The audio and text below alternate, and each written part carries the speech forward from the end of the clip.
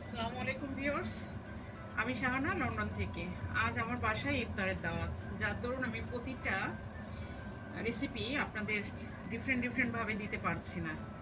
এই রেসিপিগুলো আবার আপনাদের সঙ্গে শেয়ার করব। এখন আমি টুনা ফিশের কাবাব তৈরি করছি। দেখেন, এটা শ্যালো ফ্রাই করতে হবে, ডুবো তেলে ভাজা যাবে না, এজন্য আমি অন্য ফ্রাই প্যানে এটা ভেজে নিচ্ছি। আর এ সাইডে আমি দিয়ে দিব পেঁয়াজু। একই সঙ্গে আমার দুইটা কাজ চলবে, কারণ ইফতারের টাইম এখন শর্ট। এই ভাজতে ভাজতে আপনাদের সঙ্গে একটু গল্প করছি, শেয়ার করছি কী কী করবো আজকে ইফতারে।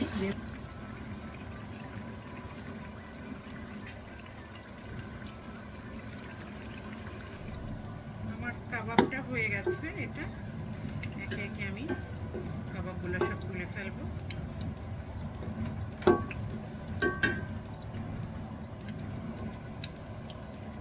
আরও কিছু কাবাব আমি এর ভিতরে দিয়ে দিলাম। আইটেম অনেক, এই জন্য প্রায় 3-4 ঘন্টা আগে থেকেই সব ভেজে নিচ্ছি, কারণ চিন্তা করলাম যে ওভেনে গরম করে দিব। একটু প্রিহিট দিয়ে যদি গরম করি 5 মিনিট, তাহলে সব কিছুই ক্রিসপি থাকবে, মচমচ থাকবে। পেঁয়াজগুলো ভাজা হয়ে যাচ্ছে, দেখেন আমি তুলে ফেলবো। ঠিক এই পর্যায়ে হলেই পেঁয়াজ উঠে ফেলতে হয়, এর থেকে বেশি ভাজা দিলে কালো হয়ে যায়।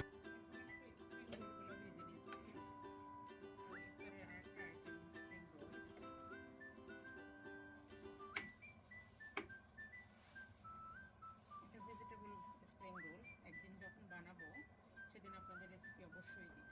হ্যালো ভিউয়ার্স, দেখেন এখন বেগুনি ভাজতেছে, এরপরে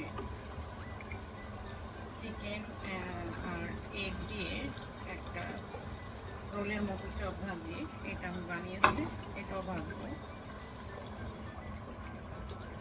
বাঙালিদের ইফতার মানেই তো ভাজা পোড়া, শুধু ভাজা পোড়া, কিন্তু এটা তো হেলথের জন্য একেবারেই ভালো না, কিন্তু কিছু করার নাই আসলে।